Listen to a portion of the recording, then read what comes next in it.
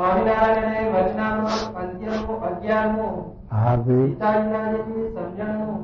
હા ભાઈ. સંવત 1884 ના અષાઢ સુધી તૃતીયાને દિવસ સ્વામી શ્રી સહજાનંદ મહારાજ શ્રી ગઢડામતે દાદા કાચીના દરબારમાં ભૂગોળને દ્વારા ઉડાણી વસ્ત્રે ઢોલિયા પર વિરાજમાન હતા અને સર્વ શ્વેત વસ્ત્ર ધારણ કર્યા હતા અને પોતાના મુખારવિંદની આગળ મુનિ તથા દેશ દેશના ભક્તની સભા ભરીને બેઠી હતી.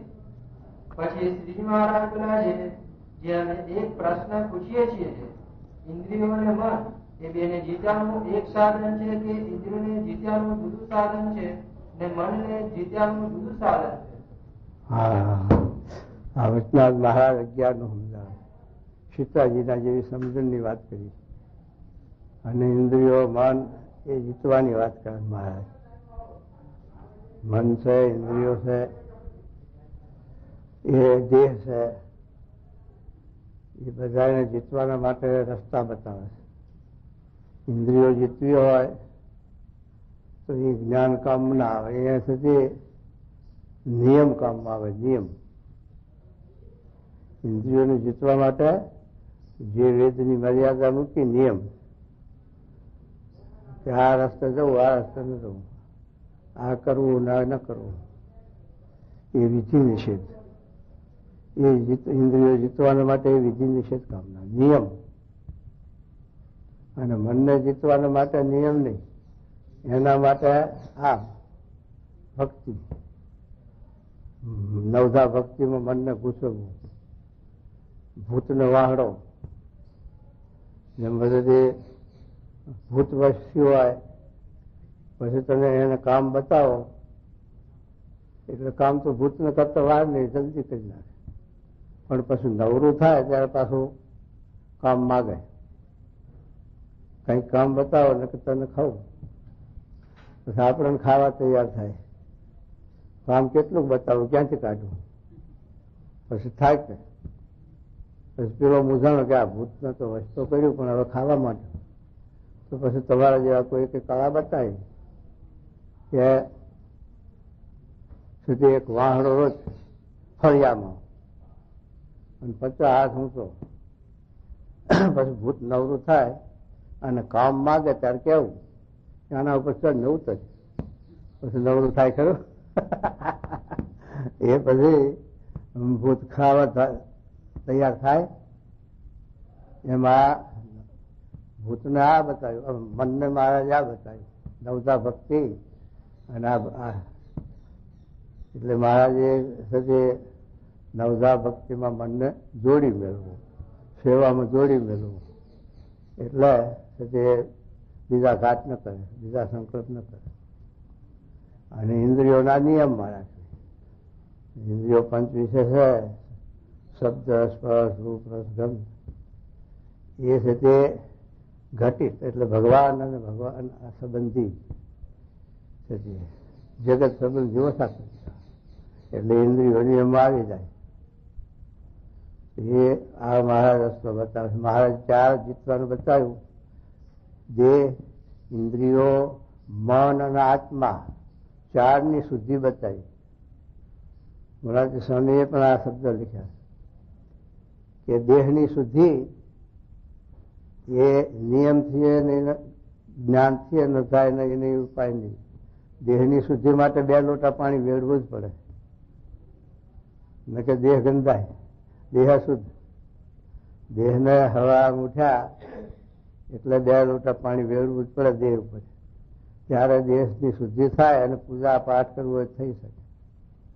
એટલે દેહને શુદ્ધ કરવા માટે તપ પણ નહીં કામ આવે, નિયમ પણ નહીં કામ આવે, જ્ઞાન પણ નહીં કામ આવે. પણ એને આ જોઈશે દેહની શુદ્ધિ માટે. આ સંયમ નાવા એ દેહનો 4 પ્રકારનો સત્સંગ લખ્યો. શુદ્ધિ એ 4 પ્રકારની. સત્સંગ 4 પ્રકારનો કેમ કે આ દેહનો સત્સંગ, ઇન્દ્રિયોનો સત્સંગ, મનનો અંતઃકરણનો સત્સંગ અને જીવનો સત્સંગ. દેહનો સત્સંગ શું છે? આ તિલક, કાંગલો, કંઠી, માળા, એ બાહિક આચાર, એ દેહનો સત્સંગ કહેવાય. એટલેથી સંપૂર્ણ નહીં. તિલક તોરણ કંઠી ગાલી એટલે મોક્ષ થઈ ગયો અને ગણ્યા સત્સંગી થઈ જાય એવું નહીં. એ તો એક વખત પગથિયું ચડ્યા. એટલે આ દેહની શુદ્ધિ માટે આ પાણી અને દેહનો સત્સંગ આ. પછી ઇન્દ્રિયોનો સત્સંગ આ લખ્યો. ઇન્દ્રિયો નિયમમાં આવે, ઇન્દ્રિયોની શુદ્ધિ નિયમથી થાય અને ઇન્દ્રિયો નિયમ પાળે તો સત્સંગી. એટલો 8 આની સત્સંગ થયો ઇન્દ્રિયોનો. ઇન્દ્રિયોનો નિયમ શું છે કે આપણે આ ભક્ષ્ય વસ્તુ ન ખાવી, જોવાનું આ ભક્ષ્ય ન જોવું, ના જો સાંભળવાનું ના સાંભળવું, એવું આ નિયમ પાળવા પડે. આપણે સુધી ડુંગળી લસણ ન ખાવું જોઈએ અને સિનેમાને એવું બાજરી વસ્તુ જોવી, ખાવી પીવી નહીં, રોજમાં વીસીમાં હોટલમાં જવું નહીં. આ બધા નિયમો છે ઇન્દ્રિયોના શુદ્ધિકરણ. આહાર એવો ઓટકાર, આહાર વિહાર શુદ્ધ કરવો. આહાર એટલે ખાવાનું, વિહાર એટલે જોવાનું. એ જો આહાર વિહાર શુદ્ધ કરીએ તો ઇન્દ્રિયો નિયમમાં આવે અને એટલો 8 આની સત્સંગ થયો કહેવાય. એ 8 આની સત્સંગ હોય પણ કુસંગમાં જઈએ કે બહાર જઈએ, દેશ પરદેશ કાગા પાસે ત્યારે એ સત્સંગ મોડો પડી જાય, ટળી જાય. હા, દેહનો સત્સંગ 4 આની, ઇન્દ્રિયોનો 8 આની. અને પછી મનનો સત્સંગ. અને તે મનમાં નવધા ભક્તિ, ભગવાનની શ્રવણમ કીર્તનમ વિષ્ણુ સ્મરણમ પાદ શિવની નવધા ભક્તિ લખી. એ નવધા ભક્તિમાં મનને ગૂંચવવું, એ 12 આની સત્સંગ થાય. અને એ છે એનું ભજન, એનું કીર્તન, એનું મનન ઇન્દ્રિયો છે મનમાં ભગવાનનું. તો એ 12 આની સત્સંગ થયો અને નવધા ભક્તિમાં મનને જોડ્યું.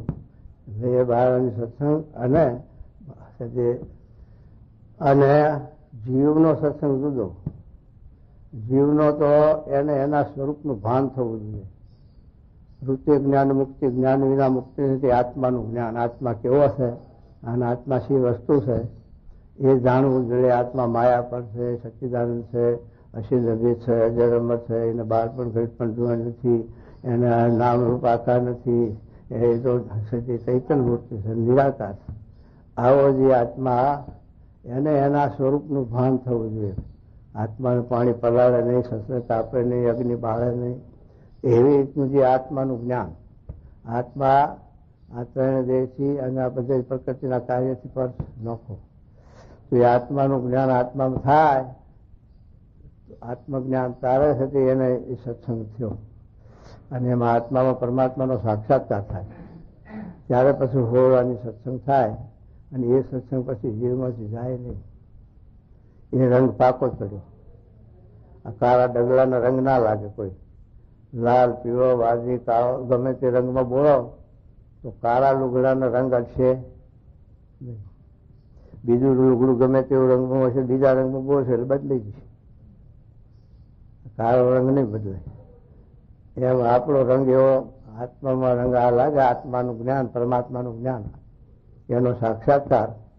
પછી બીજો રંગ અડે જ નહીં. બીજો કોઈ કુસંગ તો શેનો લાગે પણ બીજો રંગ જ ના અડે. બીજે પ્રલોભનમાં લેવાય નહીં, લોભાય નહીં, બંધાય નહીં. જો આ સત્સંગ થાય તો એ મહારાજ આપણને આવતના સમજાવે કે ઇન્દ્રિયોનો અને જીવનો એક જ નિયમ છે, ધર્મ છે કે મનના અને ઇન્દ્રિયોના જુદા જુદા ધર્મો છે, નિયમો છે.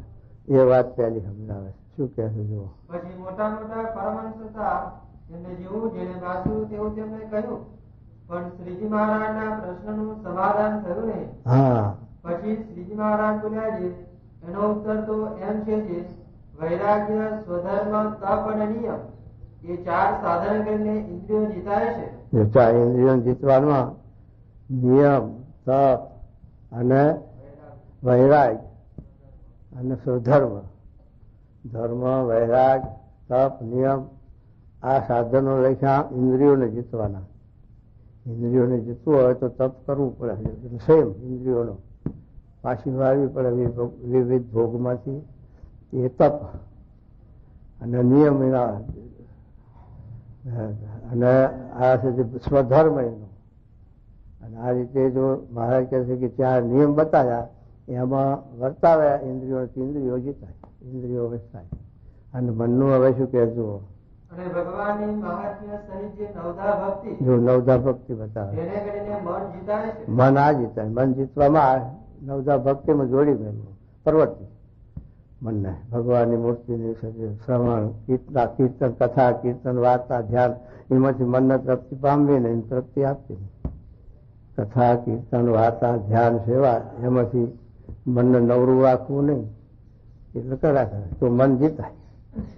એ બે રસ્તા બતાવ્યા. પછી શું કે જુઓ, પછી મુક્તાનંદ સ્વામીએ પૂછ્યું છે, જેવી નિર્વિકલ્પ સમાધિને વિશે ભગવાનના ભક્તને શાંતિ રહે છે, તેવી સમાધિના પણ શાંતિ રહે એવો શો ઉપાય છે? શું કે છે, સમાધિમાં જાય માણસ, ઊંઘમાં જ્યો એમાં સમજો ને આપણે, ઊંઘમાં જ્યો ત્યારે કોઈ છે દુઃખ, શરીરની પીડા હોય પણ જો ઊંઘ આવી જાય તો ખબર ના પડે કે પીડા છે એવી, વિરામ પામી જાય. ઊંઘ આપવી જોઈએ. ઊંઘ આવી જાય તો કોઈ પ્રકારનો ચિંતન કે મનન કે કશું છે ઊંઘમાં જેવી શાંતિ. એમ આ સમાધિમાં જીવ સમાધિમાં જાય ત્યારે નિર્વિકાર, એને કાંઈ જોઈએ નહીં, કાંઈ નહીં સમાધિમાં. પણ સમાધિમાં બહાર આવે એટલે પાછો વરગાડ બધો, એ વરગાડ બધો એ પાછો ચોટે. માટે એ સમાધિમાં જેવી શાંતિ વર્તે છે એવી અખંડ. કારણ કે સમાધિમાં તમે કેટલું રહો, કલાક, 2 કલાક, 4 કલાક, પછી આખો દાડો કેમ સમાધિમાં રહી શકો? દેહની પ્રવૃત્તિ હોય, દેહની ક્રિયા હોય તો સમાધિમાં ક્યાં જાવ? તો એ મહારાજ કહે છે. અને સમાધિમાં ઊંઘમાં કેટલું કા સ્વપ્ન અવસ્થા સુષુપ્તિમાં વર્તતી હોય તોય હક નહીં. તો ઊંઘમાં કેટલાય સંપલા છે, ક્યાંય ફરી આવે, હો અલગ મલગ ફરી આવે છે. ખોયું પડ્યું પણ આત્મા ક્યાંય ફરી ના આવે બધે. એટલે એ સાથે સમાધિમાં હક નથી. કારણ કે સમાધિમાં જ્યાં સુધી આ જ્ઞાન નથી થયું ત્યાં સુધી સમાધિમાં સુષુપ્તિમાં સ્વપ્ન અવસ્થા વર્તાય એટલે આ બધી ધમાલોકી થાય. એટલે એ પણ શાંતિ. એ મહારાજ કહે છે કે જેવું સમાધિમાં શાંતિ વર્તાય એવી અખંડ શાંતિ, એનો રસ્તો મહારાજ બતાવે છે. સાંભળવો. જો શું કહે છે. પછી શ્રીજી મહારાજે કહ્યું છે, જેવી પોતાના દેહને વિશે આત્મબુદ્ધિ ને દ્રઢ પ્રીતિ રહે છે, જો સાંભળો, તેવી જ ભગવાન તથા ભગવાનના ભક્તને વિશે આત્મબુદ્ધિ ને દ્રઢ પ્રીતિ રહે, તો જેવી નિર્વિકલ્પ સમાધિમાં શાંતિ રહે તેવી શાંતિ એ સમાધિ વિના પણ સદાય રહ્યા કરે. એ એનો ઉત્તર છે. હા, એનો ઉત્તર આપ્યો મહારાજે. શું ઉત્તર આપ્યો? કે જેવી સમાધિમાં આપણને શાંતિ વર્તે છે એવી જો શાંતિ જોતી હોય અખંડ, તો ભગવાનના વિશે અને ભગવાનના આવા ગુણાતીત પુરુષ પ્રમુખ સ્વામી જેવા સંત એના વિશે આત્મબુદ્ધિ. અત્યારે આપણા સત્સંગમાં જે આપણને જે સત્ય આનંદ છે, કેપ છે, શક છે, મહિમા છે, અને જે આપણે સાથે આ ચારે નિયમો આપણે પાડીએ છીએ એના આભારી પુરુષ છે. પ્રમુખ સ્વામી જેવા સંતનો આપણને જોગ છે, એમને વિશે આપણને આત્મબુદ્ધિ છે, હેત છે, તો આપણે સાથે આ સત્સંગમાં રહી શકીએ છીએ. આનંદ અને આ સુખ, શાંતિ આવે, સુખ આવે. પણ યથાર્થ મહારાજ કે જેમ છે યથાર્થ જો મહિમા સમજાય અને હેત થાય તો સંપૂર્ણ રીતે સત્સંગમાં આત્મબુદ્ધિ થઈ ગઈ અને અખંડ શાંતિ, અખંડ આનંદ રહે. જો સત્પુરુષમાં આત્મબુદ્ધિ હોય તો યશ્ય આત્મબુદ્ધિ કોણ પેત્રી ધાતુ કે સ્વધી, એક શ્લોક બોલ્યા. ભાગવતનો શ્લોક છે, 13મો શ્લોક છે, અને આ 84મા અધ્યાયનો છે.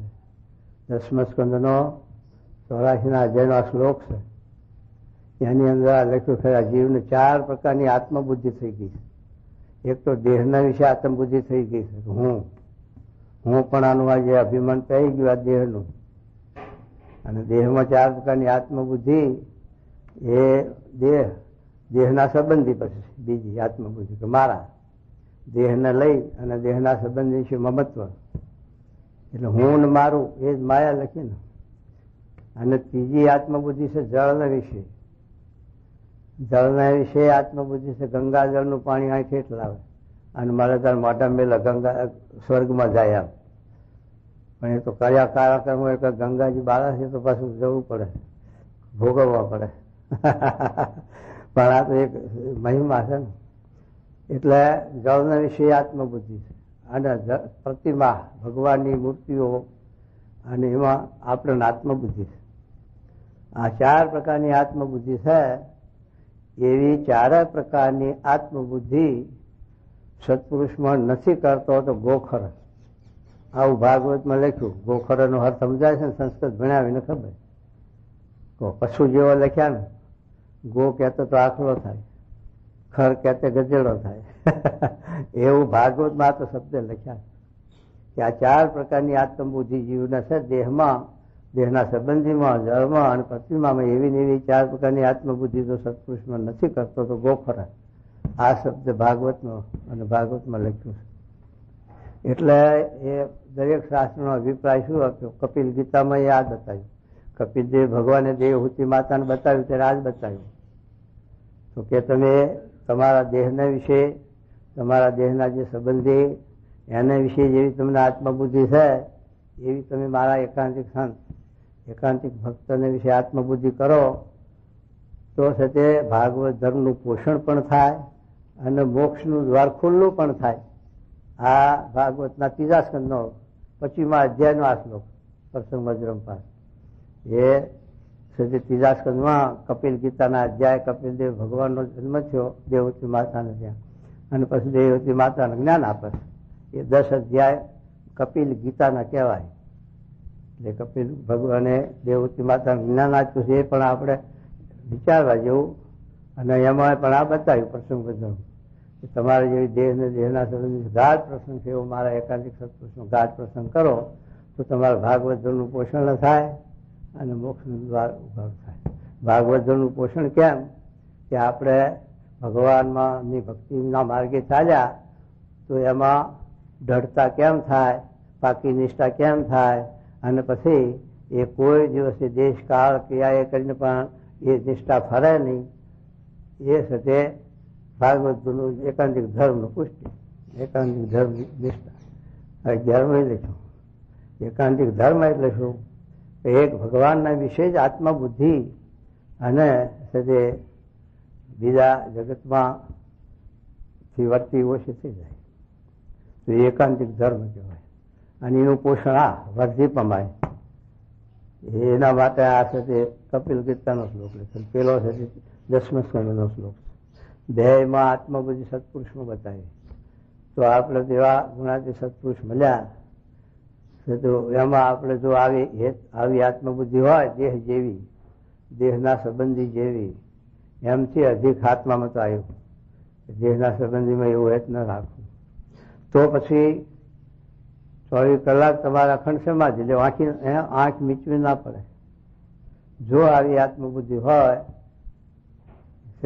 તો એ આંખ ન મીચવી પડે. જેમ આપણે વાંઝ્યા 80 વર્ષે 60-70 વર્ષે દીકરા થયા હોય, એમાં આત્મબુદ્ધિ કેવી હોય એનો વિચાર કરીએ તો ખબર પડે.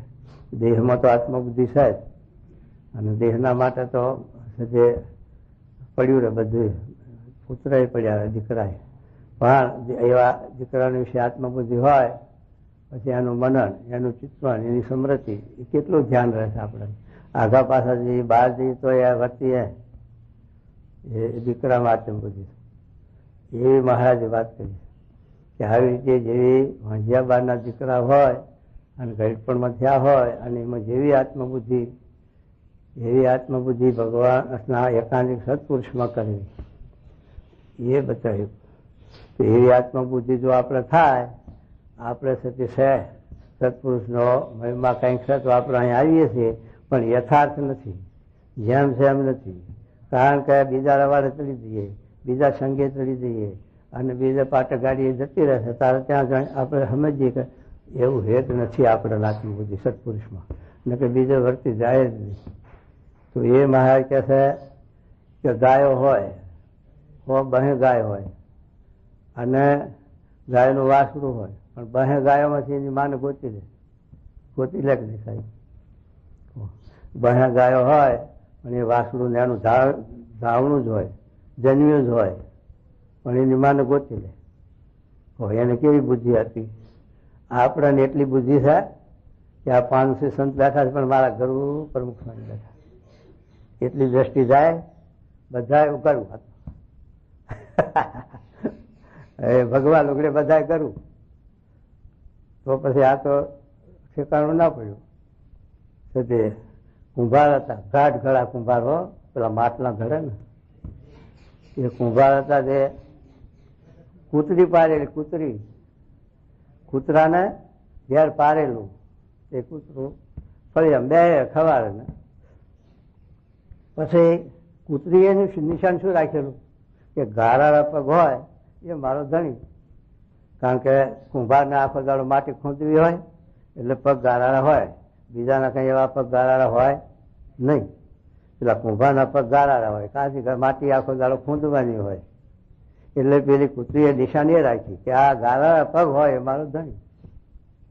પછી એમ કરતા કરતા ભગવાન કહ્યું ચોમાસું આવ્યું અને બધા એના ગારાળા પગ.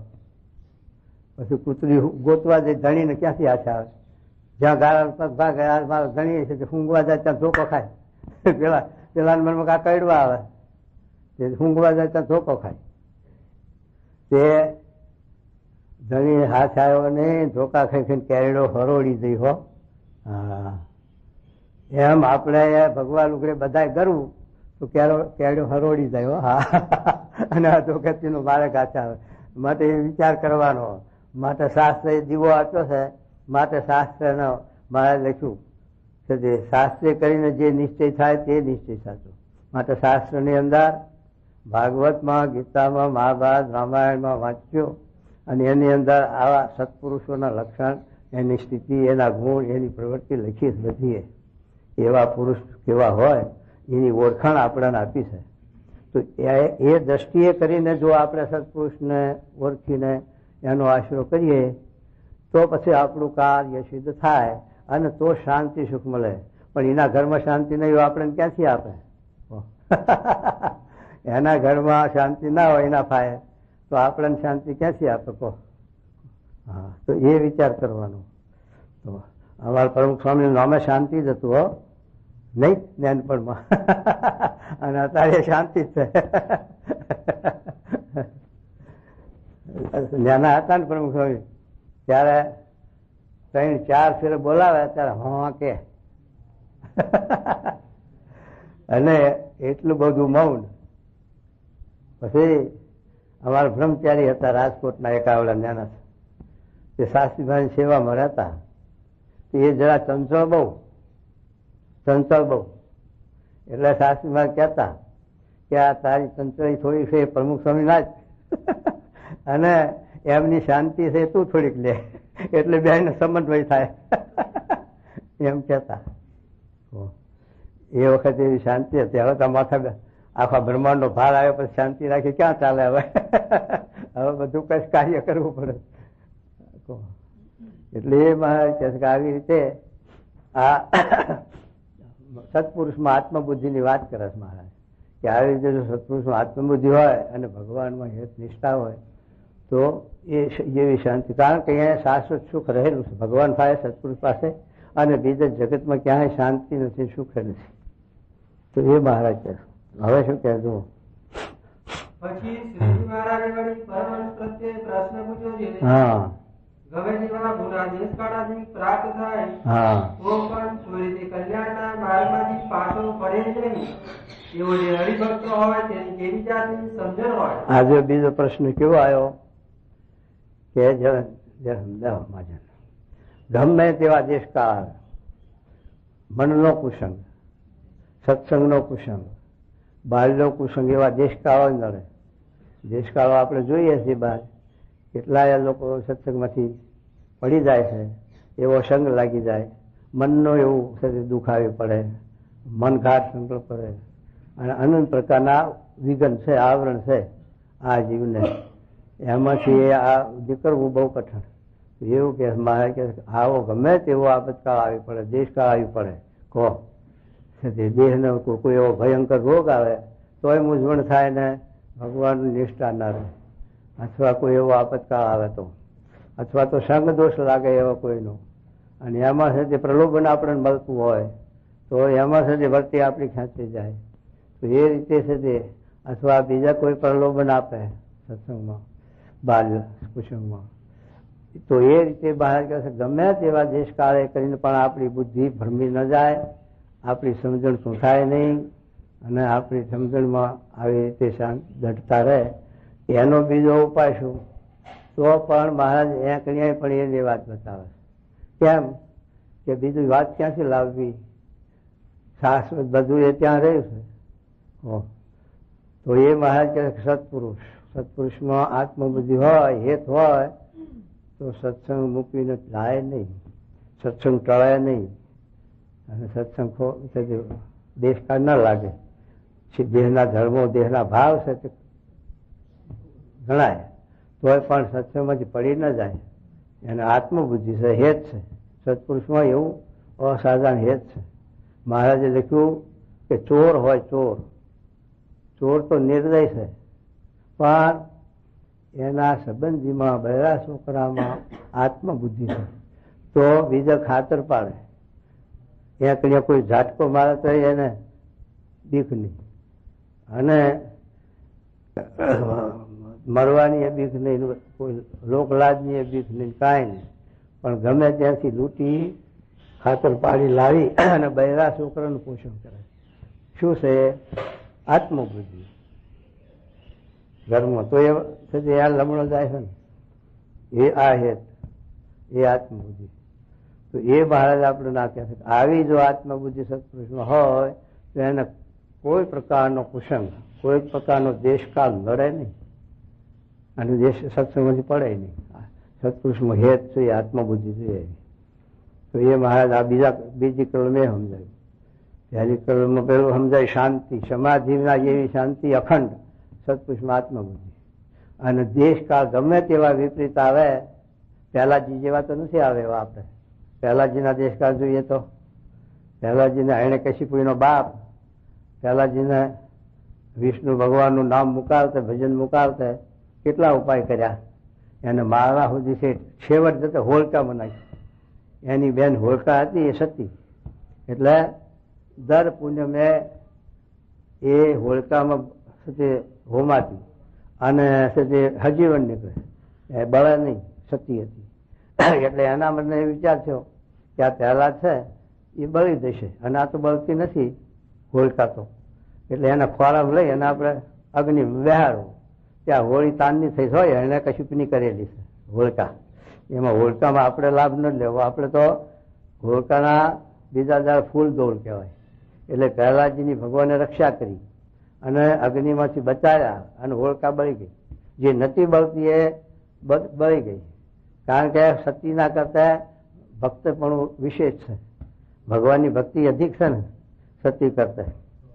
તો એ છે તે બળી ગઈ, પ્રહલાદજીના હાથ ના હાલી.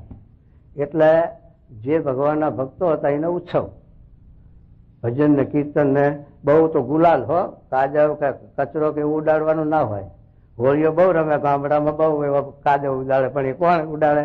એને કશુંના નાત ના હોય તો ઉડાડે. આપણાથી ઉડાડાય નહીં. આપણે તો ઓછવ થાય. આપણે ભગવાનના ભક્તિની રક્ષા ભગવાને કરી, એટલે એવો ઓછવ થાય, આનંદ. તો એ મહારાજ આપણે સમજાવે.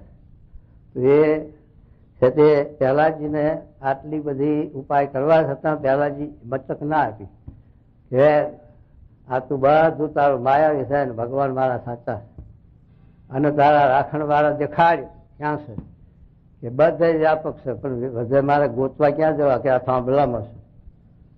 પહેલાજીએ થાંભલામાં ભગવાનને બતાવ્યા. તો પછી પેલો હિરણ્યકશિપુ ખડક મારવા જાય ત્યાં નરસિંહ રૂપે પ્રગટ થઈ ગયા અને હિરણ્યકશિપુને ચીરી નાખ્યો. હવે થાંભલામાં ભગવાન પહેલાજીને દેખાણ, આપણે મૂર્તિમાં દેખાય. સાચું કહેજો, મૂર્તિઓમાં નાસિકવાલ આવી જાય હો આપણે. એને સાંભળવામાં દેખાય છે ને આપણે મૂર્તિઓ. અને લોકો કહે છે, નાસ્તિક લોકો એમ બોલે કે ભગવાન તો અણુ મર્યા છે. તો અણુ મર્યા છે તો અણુના ઠેકાણે તો મૂર્તિઓ ગણો, બીજું ના ગણો, કાંઈ નહીં વધારે તો રાખ નહીં અણુમાં. પણ એ જો સમજે તોય ખબર પડે. એટલે ભગવાન તો સર્વજ્ઞ છે, અંતર્યામી છે, અને આપણી ઇન્દ્રિયો સ્થૂળ છે, આપણો દેહ સ્થૂળ છે. એટલે આપણને ભગવાનના સ્થૂળ સ્વરૂપનું આલંબનની જરૂર રહેશે. સૂક્ષ્મ સ્વરૂપમાં તો જવું અઘરું છે. સગુણ સ્વરૂપમાં કરતા નિર્ગુણ સ્વરૂપમાં જવું અઘરું વસ્તુ છે, એ લખ્યું શાસ્ત્રમાં. પણ સગુણમાં આપણી વૃત્તિઓ લોભાય એટલે વૃત્તિઓ આપણી બીજાથી પાછી વળે. એટલા માટે પ્રતિમાઓની જરૂર. એટલા માટે ભગવાને મોટા પુરુષે આ પ્રતિમાઓ આપણને આસ્તિક ભાવ આપ્યો છે. એટલે પ્રતિમામાં આપણી વૃત્તિ રહે તો એ ભગવાન અંતર્યામી છે, સર્વજ્ઞ છે, તે આપણી ભક્તિ ભાવ સમજે છે, જાણે છે, જુએ છે, અને એ પ્રમાણે આપણાને એનું ફળ આપે છે. ભગવાનનું અસવાનું કઈ ના હોય ને. તો એ કહે છે પહેલાજી જેવાને આવા વિક્ષેપ આવ્યા છતાં પણ મચક ના આપી, એવા વિક્ષેપો આપણે આવે એવા નથી, છતાં પણ એવા દેશકાળમાં કઈ આવે તો આપણે એમાંથી આપણું મન ડગે નહીં. એનો ઉપાય આ કે એકવાર ભગવાનના સત્પુરુષને ઓળખી અને એમાં જે વૃત્તિ આપણી જોડાણી અને એમાં જે આત્મબુદ્ધિ કરી તો પછી મન કોઈ દિવસ ફરે નહીં, સગે નહીં. તો એ વસ્તુ બતાવી દે. મારવાડમાં ઝાડ જ પાકો, ઝાડનું ખાવાનું, ભાલમાં ઘઉં જ ખાવાના, રોટલા ઘઉંના, રોટલી ઘઉંની, ગેસ ઘઉંની, ખીચડી ઘઉંની, જ્યાં જે પાકે વસ્તુ વધારે પડતા હોય ને ખાવાની હોય. તો એ છે તે પેલા મિયાના ખેતરમાં ચણ્યા પાકે, તે ઘરમાં ચણ્યાની દાળ ને ચણ્યાનો રોટલો ને ચણ્યાનું ખાવાનું. તે મિયા કંટાળ્યા. રોજ એ ઉઠીને ખાવાનું પછી કંટાળાય ને, પછી મિયા રિહાણા બીબડીને કે આજ ખાવું, બીજું કઈ હોય તો ખાવું, પણ એ રોજ ઉઠીને ચણ્યાની દાળ ને ચણ્યાનો રોટલો એ જઈને બેઠા ચોરે. પણ ઘરમાં બીજું હોય તો જ કાઢે ને, ક્યાંથી કાઢે બીજું કહો. એને એ દાળ ને એને રોટલા. પછી મેં થાક્યા હાનના અને ગલુડિયા બોલવા મળ્યા, ભૂખ્યા થયા. પછી ઘેર આવ્યા, कुछ खाने पीने का है कि ये चने की दाल और ये चने की रोटी, जब खाओ तब भूख भागेगी, नगर बीजू है नहीं. પછી ક્યાં જવું કહો. એમાં આપણે કલ્યાણ જોતું હોય, શાંતિ જોતી હોય, મોક્ષ જોતો હોય અને બધી વાતે સુખ્યા થવું હોય તો એ ચણાની દાળ ને એ ચણાનો રોટલો, એ ભગવાન, એ સત્પુરુષ, બીજું કાંઈ હાથ આવે એવું છે નહીં. એમ હરે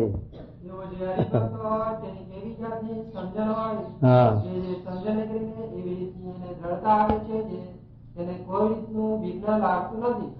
પછી મોટા મોટા સંત હતા જેમાં જેવું જેને ભાવતું તેઓ એને ઉત્તર કર્યો, પણ શ્રીજી મહારાજ ના પ્રશ્નનું સમાધાન થયું નહીં. પછી શ્રીજી મહારાજ બોલ્યા છે એનો ઉત્તર તો એમ છે જે જીવને જેવી દેહને વિશે આત્મબુદ્ધિ છે તેવી ભગવાનના ભક્તને વિશે આત્મબુદ્ધિ હોય. જોઈએ ને આ એક બીજું કઈ પહેલામાં મહારાજે સમાધિ વગર શાંતિનું સત્પુરુષ બતાવ્યા. અને આ ગમે તેવા વિક્ષેપ આવે એમાંય પણ આપણને ધીરજ રહે અને આપણી ધીરજ ડગે નહીં અને આપણને સુખ શાંતિ રહે, એનો એ ઉપાય બતાવ્યો કે એવા સત્પુરુષ એમાં આત્મબુદ્ધિ. જીવને જેવી દેહને વિશે આત્મબુદ્ધિ છે તેવી ભગવાન તથા ભગવાનના ભક્ત વિશે આત્મબુદ્ધિ હોય તો તેને કોઈ રીતનું વિઘ્ન લાગે નહીં. અને ગમે તેવા દેશકાળાદિક ગુણ આવે તેને કરીને એ ભગવાનના ભક્ત થકી વિમુખ થાય નહીં. વિમુખ થાય નહીં. ગમે તેવા દેશકાળ આવે, દેશકાળ તો ભગવાનના ભક્તોના માથે કેટલા આવ્યા એ તો આપણે આગળ પૂર્વના ભક્તોને જોઈએ તો એ ખબર પડે. નરસિંહ મહેતા જેવા ને કેટલું ઉપાધ્યાય છે, હાડા ત્રણે ઘર નાગરી નાચ હક લેવા જતા હતા. જોઈ લો, વિચાર કરો. એ નરસિંહ મહેતાને હક નતા લેવા જતા, પણ નરસિંહ મહેતાને એ શાંતિ સુખ હતું. અને અત્યારે હાડા ત્રણે ઘર નાગર ના એમાંથી કોઈ સંભાળતું નથી. ના છોકરા નહીં સંભાળતા હોય ચોથી પેઢીએ કે દાદો કોણ થઈ ગયા. અને નરસિંહ મહેતાની દુનિયા સંભાળે છે. 560 વર્ષ થઈ ગયા તોય નરસિંહ મહેતાનું અત્યારે સમૃદ્ધિ હવ કરે છે. તો શાથી કે સદી ભગવાનના માર્ગે ચાલ્યા અને આ લોકના સુખ દુઃખને માન અપમાન કઈ ગણ્યું નહીં તો અમર થઈ ગયા. તો આપણે સંભાળીએ છીએ. કોણ સંભાળે કહો? આપણે આપણા કુટુંબના, આપણા માને, આપણા બાપને, આપણા ભાઈને કોઈને સંભાળીએ 2-4 પેઢી થાય અને અમને સંભાળીએ છીએ સાથી. એને આ છે તે આદર્શ જીવન જીવ્યા અને આપણને એ પ્રમાણે જીવન જીવવાનો આદર્શ આપી ગયા એટલે સંભાળીએ છીએ. જનુની જીવોળે ગોપીચંદની, કે ગોપીચંદની માએ તમારું શું ભલું કર્યું, પણ ગોપીચંદનનો આદર્શ આ જીવન આપ્યું આવું એને લઈને આપણે સંભાળીએ છીએ ને કહો. એ માટે આ માર્ગ અવિચર ભગવાનનો માર્ગ છે. એ અખંડ છે. જે ભગવાનના માર્ગે મીરાબાઈ 600-700 વર્ષ થઈ ગયા હશે, પણ મીરાનું ભજન કરીએ છીએ. જો નકે ગરાસણીઓ તો ઘણી દુનિયામાં છે, પણ મીરાને સંભાળીએ એનું શું કારણ? કે એ આ ભગવાનના માર્ગે આવી રીતે ચાલ્યા, અને એને રાણાએ પ્રલોભન ઘણું આપ્યું, પણ મેના કીધા નહીં. આ જ સાચું છે. અખંડ ચૂલ્લો ગિરધારીનો, બીજો બધા આ ચૂલ્લા તો ભાગી જશે, હોનાના હશે તોય, અને હાથી દાંતના કરાયા છે ને તોય ફોડવા પડશે તલાવના કાંઠે. રંડાય તો શું કરે? પછી ફોડવા પડે ને, કે રાખાય ના રાખાય. પછી અને આ રંડાપો જાય, ગિરધારીનો ચૂલ્લો, એ રંડાપો આવે જ ને થાય, માટે એ અખંડ ચૂલ્લો, એ મીરાબાઈનો. એ આ વાત આપણે જો જીવવા હોય તો આવી મીરાંગણા જેવી આપણી ભક્તિ ઉદય થાય, અને આવો આપણને રંગ લાગે, અને આવો રંગ ચડે તો એનો સુખ આનંદ આવે. આ તો લોટો જોટો સત્સંગ ને બીજું જગતનું. હા, આ છે પર છે તે જગતનું, ને કોક દાડો લોટો જોટો આ સત્સંગનું. એમાં પછી હરખું ક્યાંથી આપો? ખાવી શેરડી અને રોટલો, બે માંથી હાકશું. શેરડી ખાવીને રોટલો ખાવો, બે મજા આવે ને. શેરડી ખાવ તો કૂચો આવે તો કૂચો થૂંકી દેવું કે ઘડી ચૂવું, બે ભેગું ખાવ તો શું થાય? એમાં જગતના ભગવાન ભજવાનું બે ભેગું ગોટાળો વાળો તો શું થાય? કહો. માટે આ પણ ચોખ્ખી વાત સમજવી, વ્યવહાર કરવો ના નથી, ના કરવો એવો. પણ આગળના ભક્તોનો આપણે એ બધા ગ્રસ્તમાં જ ભગત થઈ ગયા છે. ત્યાગીમાં તો થોડા હશે.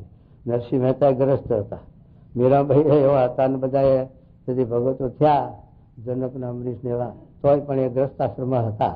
છતાં પણ પર્વતભાઈ, કલ્યાણભાઈ ગોધન ગુણાતી સ્વામી બોલ્યા કે આપણે સમજ્યું છે એમ પર્વતભાઈ સમજતા હતા. એવી સાક્ષી પૂરી. પર્વતભાઈની એવી સ્થિતિ અગતરાયના સોરઠમાં, અગતરાય ગામ છે, ત્યાંના પર્વતભાઈ હતા. એ ખેડૂત હતા, છતાં પણ એની સાથે સાધુના જેવી સાથે રીત વાત અને મહારાજના વિશે એવી નિષ્ઠા એવી, એટલે એની સ્મૃતિ આપણે કરીએ છીએ. કલ્યાણભાઈ વણશ્રીમાં એવા હતા. એ મહારાજા વખતમાં એવા ભક્તો થઈ ગયા.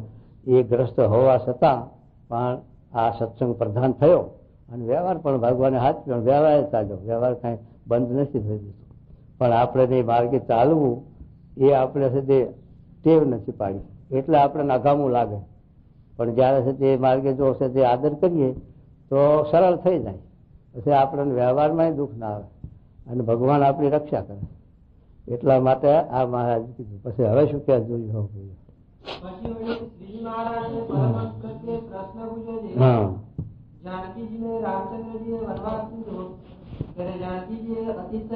હવે જાનકીજીની વાત આવે છે. રામચંદ્રજી ભગવાનનું આ સતી ભગવાનના કલ્યાણકારી ગુણો ભાગવતની અંદર રાજા રૂપે ભગવાન હોય ત્યારે 39 લક્ષણમય લખ્યા છે, અને 64 કળા લખી છે. 64 કળાઓ લખી છે, અને 39 લક્ષણ લખ્યા છે. અને એકાદશમ સ્કંદમાં 11મા અધ્યાયમાં સાધુ રૂપે ભગવાન હોય, સાધુ રૂપે હોય ત્યારે 32 લક્ષણ લખ્યા છે. અને તે ગીતાની અંદર 14મા અધ્યાયમાં આવા ગુણાતીત પુરુષ હોય એના લક્ષણ લખ્યા છે. એમ બધા શાસ્ત્રમાં આપણા તુલસીકત રામાયણની પારાયણો કરે છે, પણ એમાં બાળકાંડમાં સંતના મહિમાના લક્ષણ લખ્યા છે. એવા સંપૂર્ણ બધા કલ્યાણકારી ગુણો હોય તો એ સંપૂર્ણ ગુણાતીત પુરુષ કહેવાય. ગુણાતીત એટલે ગુણથી રહિત, અને એકાંતિક કહેવાય, ગુણાતીત કહેવાય, અને ભગવાનનું સ્વરૂપ કહેવાય બધા ગુણો. એમાંથી એક ગુણ ઓછો હોય તો પછી આપણા મૂર્તિઓ આપણે પ્રતિષ્ઠા કરી છે, એની આરતી કરીએ છીએ, 5 વખત થાળ કરીએ, બધું કરીએ, ધ્યાન માનસી કરીએ, પણ એમાંથી કોઈ અંગનું ભંગ થાય તો પછી પૂજ્ય મૂર્તિ રહે કે ખંડિત મૂર્તિ કહેવાય, અખંડ મૂર્તિ કહેવાય, ખંડિત કહેવાય. પછી ફેરથી પ્રતિષ્ઠા કરવી પડે, કાં તો બીજી મૂર્તિ બદલવી. તો પછી આમાં સંપૂર્ણ ભગવાનનું સ્વરૂપ ક્યારે કહેવાય કે આ બધા ભગવાનના કલ્યાણકારી ગુણોનો વારસો જેમાં આવ્યો હોય એ પૂરું સ્વરૂપ. બીજા ભક્ત ખરા પણ હજુ પૂર્ણ નથી, ગુણાતીત નથી થયા. એમ સીતાજીનો અહીં મહિમા આપે છે. સીતાજીનો આ ગુણ મોટામાં મોટો ગુણ એમને લીધો મહારાજે. ન કે સીતાજીમાં દેહ ભાવે હતા, મનુષ્ય ભાવે હતો, પણ ગુણાતીત સીતાજી ગુણાતીત નતા થયા. ન કે કંચવો પહેરવાની લત ના લેત, રામ આગળ. પેલા મારીચના ચામડાનો કંચવો પહેરવો છે. તે રામને કેટલું દુઃખ સહન કરવું પડ્યું બધું.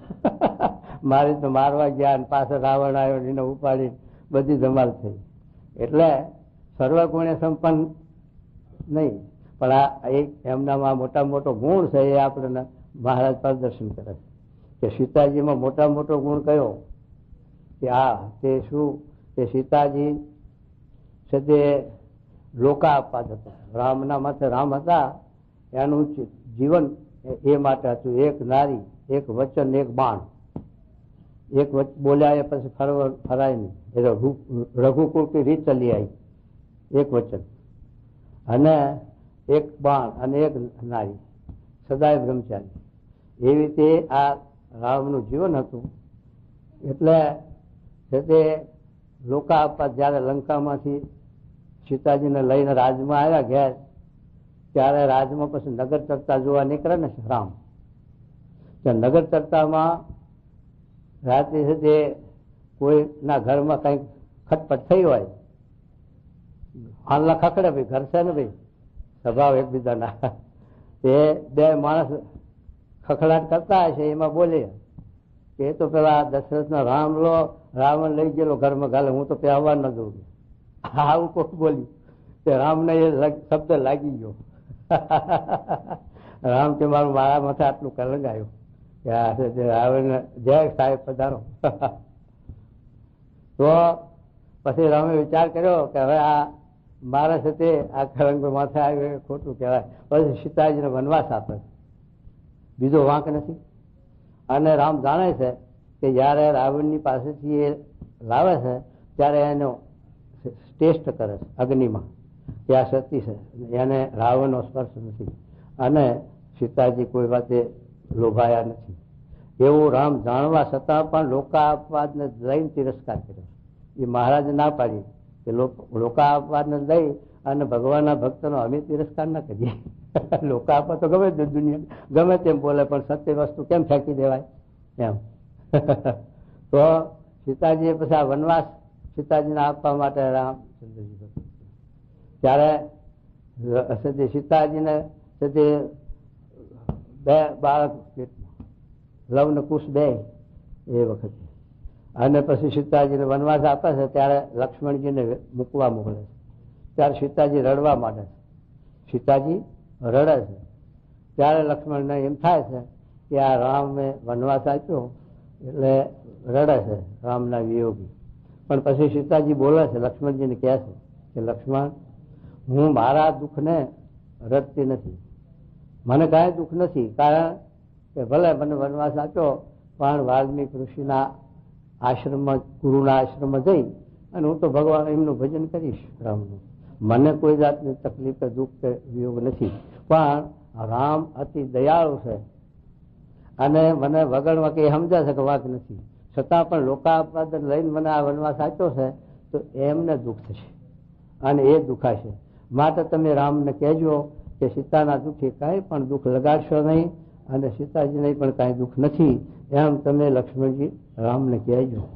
એટલે આ મોટામાં મોટો ગુણ કે વગણમાં કે આ સીતાજીને વનવાસ આપ્યો અને વનવાસ આપ્યા પછી રામને અને સીતાને ફરીનો સંજોગ થયો નથી. રામાયણ વાંચી લેજો. સીતાજી પછી વાલ્મીક ઋષિના આશ્રમમાં જમીનમાંથી નીકળ્યા હતા ને, તો જનકપુરીમાં એ જમીનમાં પાછા હમાઈ ગયા એમ કે ઇતિહાસ. અને રામ ને પછી વૈકુંઠમાં હાલ્યા ગયા, એમનું આયુષ પૂરું થયું. એટલે એ આ રામાયણ લખે. પણ સીતાનો અને રામનો ફરીનો સંજોગ થયો નથી. એ છે તે લવ ને કુશ ત્યાં જન્મ થયો છે વાલ્મીક ઋષિના આશ્રમમાં. અને વાલ્મીક ઋષિના સંસ્કારો એ લવ કુશમાં પડ્યા છે. એટલે લવનો છે તે ઇતિહાસમાં જીવન આપ્યું નથી. એટલે મને લાગે છે આગળ નહીં હાલ્યું હોય. પણ કુશની વંશાવળી લખી બધી ભાગવતમાં. અને એ કુશને છે તે પણ જયારે છે તે રામને વાલ્મીક ઋષિએ લવ કુશને લઈને આવે છે રામની પાસે, ત્યારે રામને ઓળખતા નથી. અને આ કુશ છે તે બધી વાત કરે ત્યારે એને રામને એમ થાય છે આ તો બહુ ચાલાક, હોશિયાર અને આવો પુત્ર કોનો હશે એ વખતે એને એમ થાય. પણ જયારે પછી વાલ્મીકી ફોડ પાડે ત્યારે રામને થાય શકે મારો દીકરો છે. એટલે કહેવાનું શું કે આવી રીતે આ આપણને વગણમાં કે આ સ્વામી તગડે તો આ સીતાજીને જેવી સમજણ રહે. સાચું કહેજો હો. એ સીતાજીની તો 21 લાખ વર્ષની વાત છે, પણ અત્યારે એ દ્રષ્ટાંત લઈને આપણા જીવનમાં ઉતારવા માટે છે કે આપણા સત્સંગમાં ગમે તેવું માન થાય, અપમાન થાય, તિરસ્કાર કરે, પણ કડથો થોડું મળે છે. જેમ ભીમનાથના રાંકાની વાત કરી. ભીમનાથમાં 71 કાળ પડ્યો ત્યારે ભીમનાથને સરકારે 10-12 ગામ આપેલા વરખાસનમાં. એટલે એ દુકાળમાં સદાવત આપતા. એટલે રાંકા બધા ભેગા થાય સદાવત લેવા સારું. પછી સદાવત લેવા જાય પેલા જેને આપવા બેહાડ્યા હોય દાના દક્ષ એ કંટાળે ને પછી લોકો પડાપડી કરે ને મને જો મને આપો એટલે હવે કંટાળે. પછી પેલો બિચારો ધીરજ રાખો એમ કઈ આમ ધકાવે. એ ગબડીને પડે હેઠા. નીલકા નદી આવી ભીમનાથ થાય. એ નીલકા નદીમાં ગબડતા જાય. પાછા લુગડા ખેંચી ઉભા થઈ અને જાય પાછા મા બાપ દે. પણ તિરસ્કાર કરે તો પણ જાય નહીં. કેમ જાણે છે કે અહીંથી જઈશું તો બીજે ક્યાંય કરશું થોડું મળે એવું નથી. કાંગા ગરીશીને મળવાનું છે માટે ગમે તેમ કરે, તિરસ્કાર કરે, પાછા ઠેલે મારે ધૂળે પણ અહીંથી જ લેવું છે. આવું સમજણ આપણે કરી છે કે આ સ્વામી પાસેથી આપણું મોક્ષ છે, કલ્યાણ છે. બીજા દુનિયામાં ફૂંકી ખાવા ક્યાંય રહ્યું નથી અને છે નહીં. અને અહીં જ આપણું કલ્યાણ મોક્ષ છે માટે ગમે તેમ કરે, પણ આપણે સુધી મોક્ષની સાધના કર્યા વગર રહેવું નથી રહેવું અને બીજે ક્યાંય માથું મારવું નથી. આવી આપણે દૃઢતા, આવી નિષ્ઠા પાકી કરી થાય તો સતી સત્સંગમાં ધક્કો ન લાગે અને સત્સંગમાંથી જીવ પડે નહીં, નકર જરૂર પડી જાય. જો આવી સમજણની દૃઢતા ન કરી હોય તો પછી તો ફાંફા મારે છે જીવ અનંત જીવો જાય ત્યાં એમ આપણી એ દશા પછી એમાં આપણું સ્થિરતા ન થાય અને સ્થિરતા થયા વગર કામ થાય નહીં, થઈ નહીં. એ વાત કરે જો હા ભાઈ જો વિલાપ કરવા માંડ્યો એટલે રોવા માંડ્યા ને એવું. હા જો લક્ષ્મણજી દિલગીર થયા, સીતાના દુઃખે દુખ્યા થયા એ. હા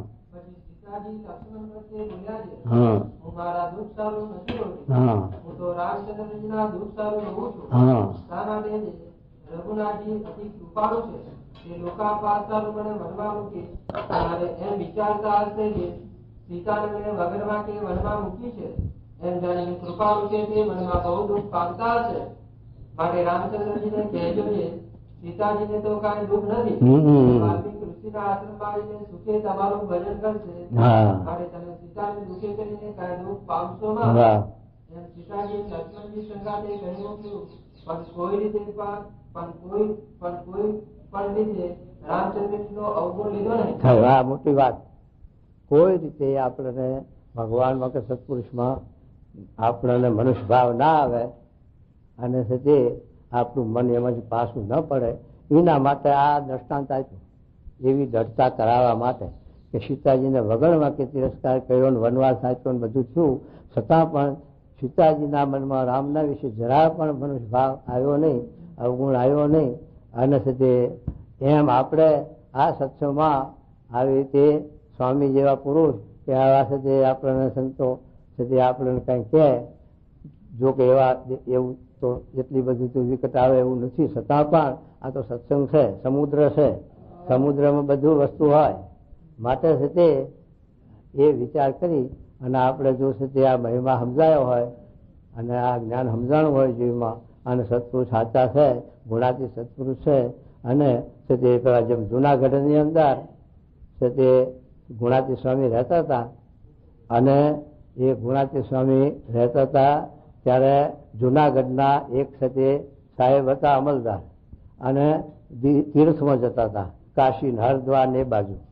ત્યારે ગુણાતી સ્વામીને વાત કરી કે હું જઉં છું આ તીર્થમાં, આપને કઈ હા પેટલું મંગાવવું હોય તો સ્વામી કે અમારે બીજું ત્યાંથી શું મંગાવવાનું હોય. પણ પછી સ્વામી રહીને બોલ્યા એક વસ્તુ છે કે ત્યાં અખાડા બહુ છે, એ હનુમાનગઢી ને જગન્નાથપુરી ને બાવાના અખાડા જબરા, હજારો બાવા પડ્યા હોય છે, અરંગા લગાવી સંત મહાત્માઓ. તો એ અખાડાઓમાંથી એક આ સંત લેતા આવજો. આવા સંત બે કે જે શ્રી દ્રવ્યના ત્યાગી હોય અને પંચ વર્તમાને યુક્ત હોય, કોઈમાં વ્યસન ના હોય. વ્યસન એક રોટલા સિવાય બીજું વ્યસન નહીં. વ્યસન નહીં, વિષય નહીં, વ્યામ નહીં. આવી રીતના બે સાધુ અખાડામાંથી ચાંકથી લેતા આવજો. આ હનદેવ સ્વામી આચું. પછી તીરથમાં ફરવા ગયા, અખાડા જોયા, બધા મહાત્માઓ જોયા, પણ છે તે ક્રોધ જીતો હોય તો કામ, કામ જીતો હોય સ્વાદ હોય, સ્વાદ જીતો તો બોમ્બ ગણનારી ગાજા સુકા ઉડતા હોય, કાંક નું કાંક હોય, સર્વગુણે સંપાદ. આવા ગુણાથી સંત મળે નહીં. બધા ફરીને પછી આવ્યા પાછા ચાર તીરથમાંથી. સ્વામી કે અમારું હાપિત્ર લાયા. સ્વામી એ તો એક આમ તમારા ઘેર છે, આ વસ્તુ તમારા ઘેર છે કે આવા ત્યાગી તમારા ત્યાં છે. બીજી દુનિયામાં ક્યાંય આવા ત્યાગી નથી. જોવું હોય જોઈ લેજો. મુમુક્ષુ હોય, ખપ હોય, એને ઓળખાય ને એને જણાય. ન કે તો જ્યાં ત્યાં જેવું હવે પહોંચ્યા છે. કારણ કે રુચિ પડતી આવે ને ગંગેરી ને ગંગેરીમાં સારું ફાઈ જાય કે આવા મહાત્મા ક્યાંય નથી. કારણ કે એને છટ મારવાનું મળી જાય ને પછી. એટલે હવ ને રુચિનું મળી જાય. બંધાણી હોય ચા ના તો ચા નું મળી જાય, બીડીનું બંધાણી બીડી મળી જાય, અફીણનું બંધાણી અફીણ મળી જાય. જ્યાં જેને બેસતું હોય છે નિષ્કુળાન સ્વામી એટલા હારું શબ્દ લખવા પડ્યા કે જે આવ્યું જેને બેસતું ત્યાં ભળી ન થયા ભગત, એવા ભક્તે તો આ બ્રહ્માંડ ભર્યું તે પણ જાણવી વિગત. આ નિષ્કુળાન સ્વામીનો શબ્દ. એવા તો ગુરુ ચેલા દુનિયામાં ઘેર ઘેર છે. ગોતવા પડવા એવા નથી. એવા ગુરુ ને એવા ચેલા તો ક્યાંય દુનિયામાં નુકરા નથી. બધા ગુરુ વાળા છે. પણ જે આ વિચારીને આ છે તે શાસ્ત્રની છે તે દિશ અને આવા પુરુષ એક મુમુક્ષુ ને ખપ વાળાને ગોતતા જડે. તે મુમુક્ષુ આપણે છે તે મુક્તાનંદ સ્વામી જેવા હતા માર્ગીના પંથમાં પણ ગોતવા નીકળ્યા. માતો ખાતર આ કાર્યાણીમાં એ ગોતવા નીકળ્યા. અને એમ છે તે સિદ્ધરભાઈ આપણે ગોરધન કોઠારી જે વડતાલના 3 આચાર્ય બદલી ગયા એમના હાથ નીચે અને વાણિયા હો ઠાસરાના એવા ગિરધરભાઈ એ પણ આખા સત્સંગમાં સત્પુરુષને ગોતવા નીકળ્યા. સાધુ 10,000-1,500 સાધુ હતા, ભણેલા હતા, ભાગવતના પુરાણી વિદ્વાનો આચાર્ય થયેલા હતા. અને નંદ સાધુ મનાય છે 5-10. પણ એ ગિરધરભાઈ ગોતવા નાખ્યા કે અત્યારે ભગવાનના ધારક એકાંતિક સત્પુરુષ ક્યાં છે? તો ભગતજી મહારાજને ગોત્યા. અને પછી સમાગમ કરતા હતા અને ગોરધન કોઠારી નીકળ્યા. તારે ગોરધન કોઠારી બોલ્યા કે ભગત, રાગજી ભગતને કહે કે ભગત તમે બધા બાબુલાને સમજાવો પણ અમારા ભત્રીજાને સમજાવો ખરા કે તો તમે ઠપકો ના દેવો, વધો નહીં તો સમજાવ્યું કે એમાં સત્સંગ કરવામાં કઈ વધીશ, ઠપકો નહીં દઉં તો સમજાવી દીધા. મોડીએ નાખ્યા ભગતજી મહારાજે વિજ્ઞાન જો આ ઓળખ્યા કહેવાય. શાસ્ત્રી મહારાજ જેવા વડતાલમાં એમના નંદ ગુરુ કોણ હતા? વિજ્ઞાનના નંદ સાધુ મહારાજના ભેગા 12 વર્ષ રહેલા. પણ જતે જતે ક્યાં ગુરુ ગોત્યા? પ્રાગજી ભગતને.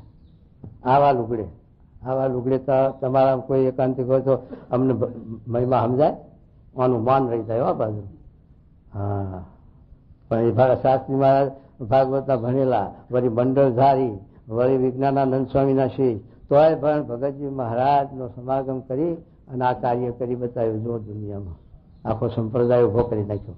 ત્યારે આ કીધું મહારાજ. તો એ મહારાજ આ વાત સમજાવે છે કે આવી રીતે આપણાને સત્સંગમાં ભૂખ જાગવી જોઈએ, ખબ જાગવી જોઈએ. પરાણે પીત ક્યાં સુધી ભૂખ ના હોય ને આપણે પછી દૂધ પાક શિખંડ પૂરી પીરસો તો ના ફાવે. અને જો ભૂખ કકડી લાગી હોય ભલે 2 દાડા રોટલો આલો તો મીઠો લાગે. એમ આપણને જો પરીક્ષિત રાજાને ભૂખ જાગી કેમ કે 7 દિવસમાં કાળ ભાર્યો.